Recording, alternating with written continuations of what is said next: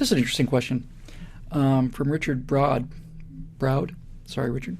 I'm a big believer in the scientific method, but as of late, it seems real science has been replaced by hype and fear-mongering for political purpose. Do you see the same thing? I categorically do. I think that science has become politicized to a degree that it's never been politicized before. And what's really unusual is, recently, the scientists are proud of this. There's a magazine called New Scientist magazine, and the whole thing is dedicated to politically conscious science. Wow. I have a strong science background. I started teaching astronomy when I was 13 years old. I've worked in geochronology labs. I've been an astronomy lab assistant. I get how science works pretty well. And for a long time, I was a real sort of, raging atheist and religion is evil and all of that idiocy that I used to believe. And I used to be prone to say things like, I believe in science. That is an unbelievably stupid thing to say.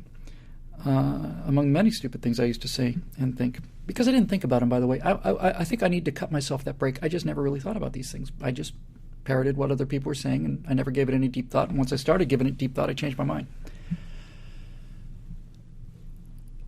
So let's talk about science and science's place in our society. We live in an extremely technological society that becomes more technological daily. And the level of scientific knowledge among the general population in general and the political class in particular is shockingly poor. Shockingly poor. And this is a critical problem that we face, and this problem is not going to be getting better, it's going to be getting worse. So people talk about, and Obama during the campaign speech says, restoring science to its rightful place. I hear that, and I listen to these people, and I used to be one of these people, and what they mean when they say restoring science to its rightful place, they mean as a golden calf upon a pedestal that we shall all worship. Because the great misunderstanding about science, and this is why these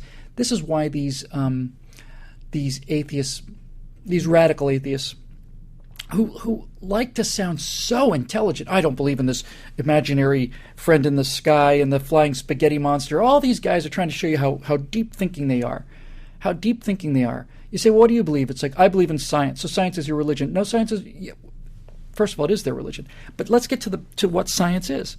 These deep thinkers that say, I believe in science, kind of like saying, I believe in a scalpel, or I believe in a chainsaw. I believe in a hammer. They think that humanism is science, but it's not. Humanism is a philosophy. You cannot believe in science because science isn't a philosophy. Science is very simple. Science, there is no political component to science. Most people don't even know what science is. Some people think science is a big warehouse with a bunch of catalog stuff in it. Science is a way of thinking about things. It is a method to think about things. It is a profoundly powerful method to do certain types of things very well. And all of the advances, like this conversation we're having right now, is a result of applying a way of thinking to the world. Science has tremendous power. And Carl Sagan, who I used to read religiously, if you'll pardon the expression, and who I've come to disagree with as I've grown older and wiser in some issues, nevertheless points out that if you've got a person who's dying of plague, you can either pray over him or you can get him antibiotics and see which one turns out the best. And when he talks about science that way, he's 100% correct. But that's not where they leave it. They say, I believe in science. Science should be restored to its rightful place. And what they're really saying is science should be restored as a philosophy, but science is not a philosophy. Science is a way of thinking about things. And science is designed not to answer philosophical questions. It's not designed to answer questions about how we get along together and how we live. Science is designed for a very specific purpose. That's why it's a scalpel or a chainsaw or a hammer. It's a tool. And you can't perform brain surgery with a chainsaw or a hammer. Well, you can, but the effects are not quite as satisfactory as they would be if you use a scalpel. Likewise, trying to chop down a tree with a scalpel will take a long time. Certain tools are used for certain purposes, other tools used for other purposes. Not so hard to figure out. So, what is the tool that science is designed for? Science is designed primarily to interrogate nature and to find out what is happening in the natural world. Science cannot really be applied to many kinds of human problems, but if you want to interrogate the laws of nature, science is the way to go. Science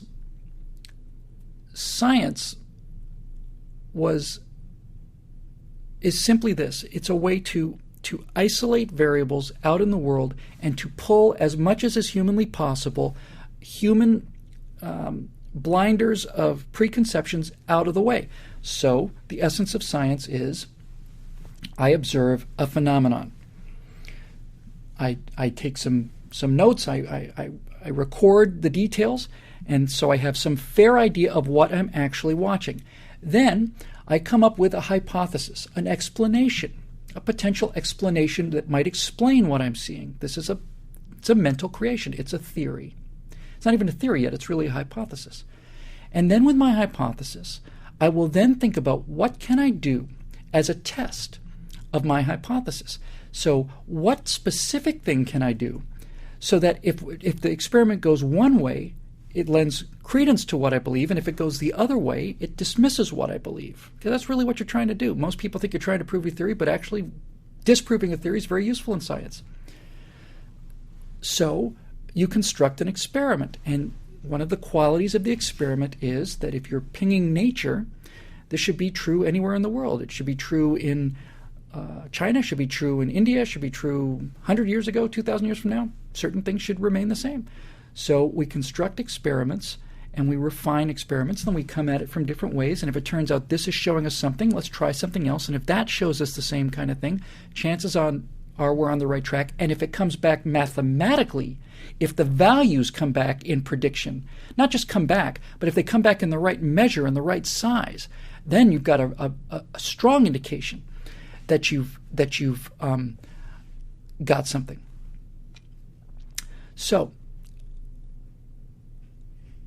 that's what science does. And you cannot turn that into a philosophy because it's not a philosophy.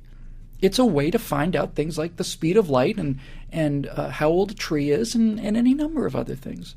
So when you talk about science being replaced by hype and fear-mongering, Richard, for a political purpose, because science has such a strong predictive quality, because science is so powerful and produces such powerful results, astonishingly powerful results, dying children are just saved with a shot.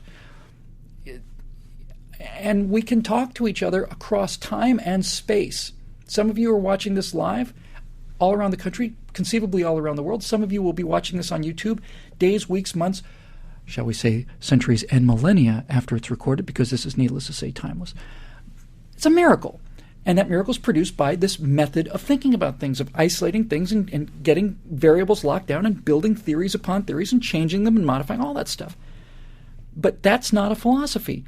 But the problem is that scientists and certainly politicians want to steal the credibility of science, because science has profound credibility when confined to scientific circles. And politicians want to steal the credibility of science and apply it to politics and use that credibility as a lever to get people to do things that they want them to do, even though the science doesn't apply.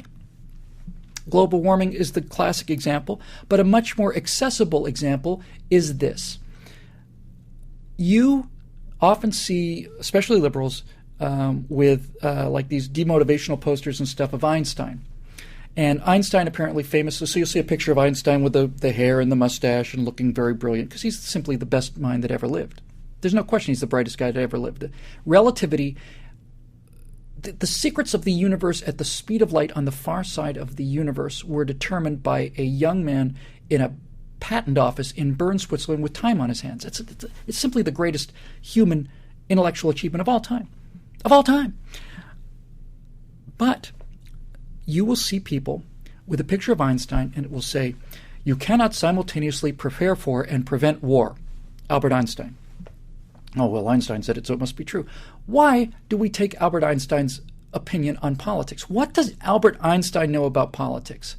What an absurd thing to say. If that's not clear enough for you, do we take Albert Einstein's opinion on handicapping sports scores? Do we ask Albert Einstein who's going to win the World Series? Do we ask Albert Einstein for fashion tips? Do we ask him for hairstyling cues? Do we ask Albert Einstein what the hottest songs are? Do we ask Albert Einstein about any of these things? Of course not. Why? Because Albert Einstein doesn't know anything about those things. That's why. This is the entire problem with elitism. It's the idea of misplaced credibility. You're credible in one area, so therefore you're credible in another. Nonsense. Matter of fact,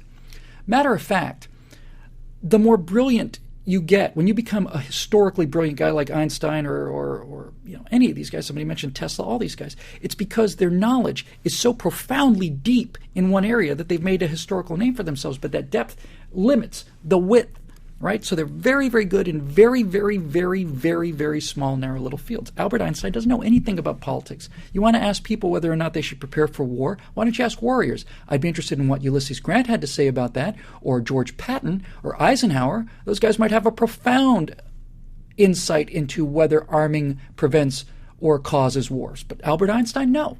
So this is the kind of thing that people do. They try to take the credibility of science, the predictive credibility and the power of science, and they try to apply it to politics. And that's what's happening today, and that's why it has to be stopped. Because when a scientist says, the science is settled on global warming, it shouldn't be discussed anymore. There's a guy who doesn't understand anything about science. The entire idea of science is that one person with a theory and an experiment or a series of experiments that simply locks out the prevailing theory, and his theory covers it, changes the world. One guy can do that.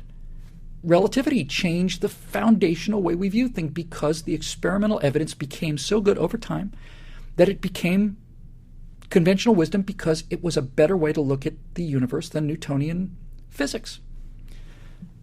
But that wasn't the standard knowledge, so the idea that the science is settled is absurd. One guy with a theory and the experimental evidence to back it up, especially repeatable experimental evidence that destroys the prevailing theory, that guy will change the world. So this science is settled consensus, it's the opposite of science.